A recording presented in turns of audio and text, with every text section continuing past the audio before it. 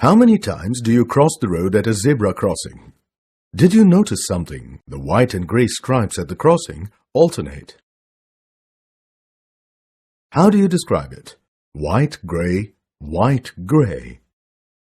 Well, this is a pattern. You see, the stripes keep repeating.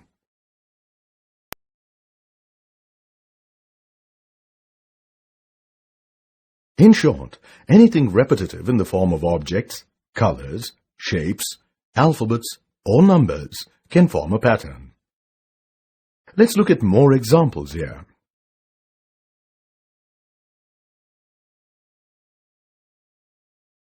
Take a look at the long tray. The goodies are placed one after the other. Bun, bun, cake, bun, bun, cake, and so on.